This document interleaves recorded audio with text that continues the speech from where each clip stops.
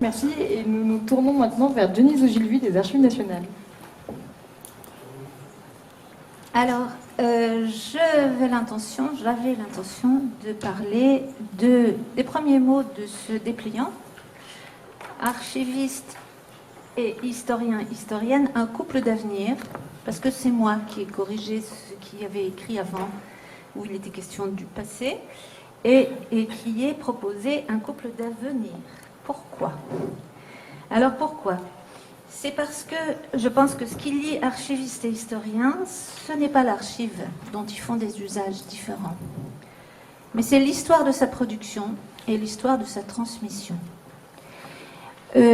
Comment comprendre, comment se délimite le domaine d'administration dont les archives sont issues, par quel texte, par quelle réglementation, instruction, précédent, avec quelles ressources, quel rapport de mission, quelle commission, quelles enquêtes, quel centre de documentation.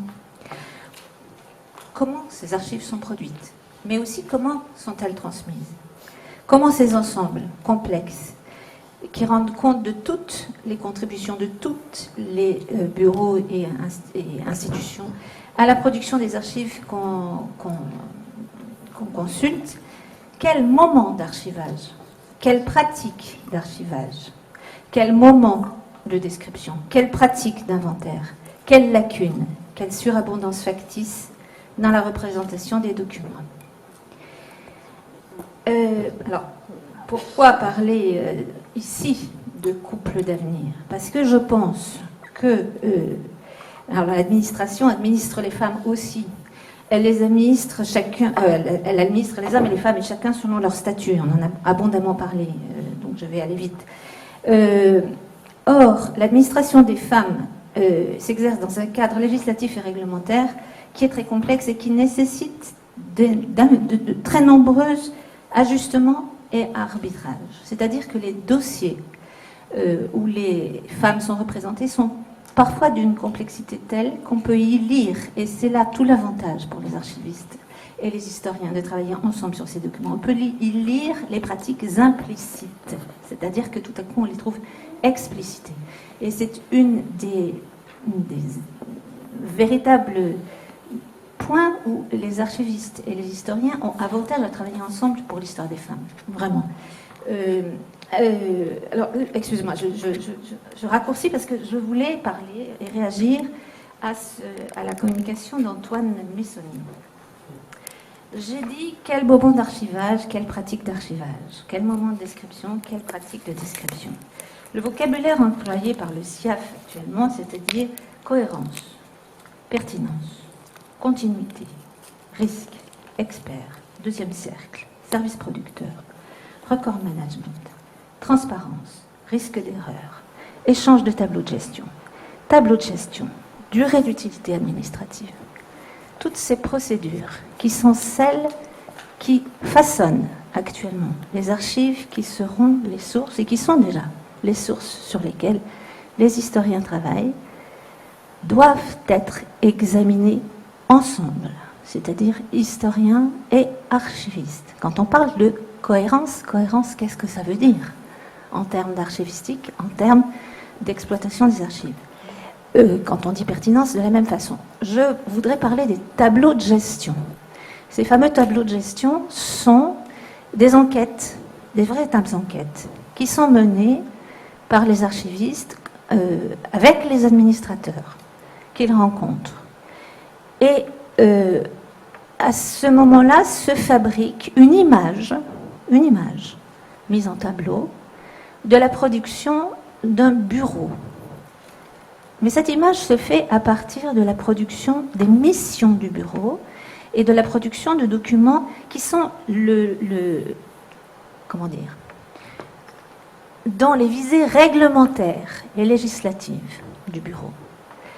Et l'objectif est de conserver l'intégrité de ces documents produits dans le cadre de la mission définies par la réglementation, par les circulaires qui fixent les missions des bureaux, etc. Ces documents sont à la disposition des chercheurs. Ce sont les archives des archives, elles sont consultables. Ils sont éminemment critiquables, et critiquables au sens le plus historien du terme. C'est-à-dire, comment est-ce qu'on définit une documentation issue d'un bureau? Comment est-ce qu'on la met en tableau? Comment est-ce que ensuite on prend des décisions sur cette gestion? Puisqu'il s'agit de gestion, on est bien dans un tableau de gestion. On est là au cœur d'un travail qui va produire la documentation qui va être utilisée par les historiens de l'avenir. Et elle est assez loin de celle qui a été... je n'ai pas le temps là de parler des différentes techniques et des différentes manipulations qui ont façonné les archives au cours du 19e et du 20e siècle, et c'est une vraie question. Mais je crois que de cet exposé qui nous a été fait par Antoine Meissonnier, il faut retenir l'idée que que les techniques qui sont... D'abord, ces techniques qui sont utilisées par les archivistes sont parfois rétrospectives, c'est-à-dire qu'on fait des tableaux de gestion sur des bureaux dont on n'a plus de témoins. On fait des tableaux de gestion sur des arriérés aussi, puisqu'il y en a dans des bureaux.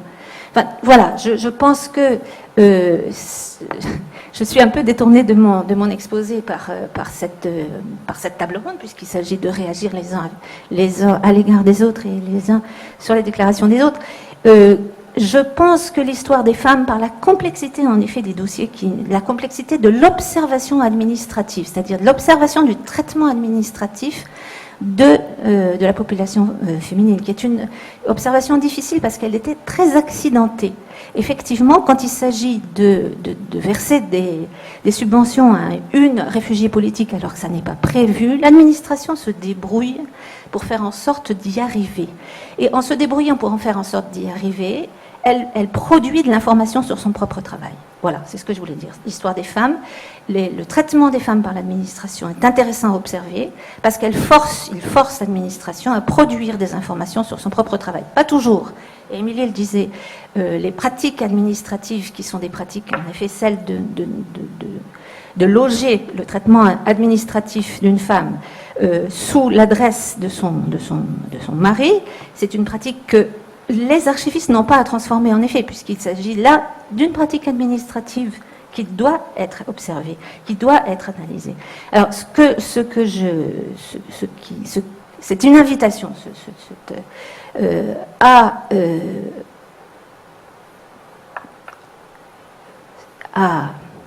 tenter un véritable travail sur les pratiques administratives dans le cadre des archives.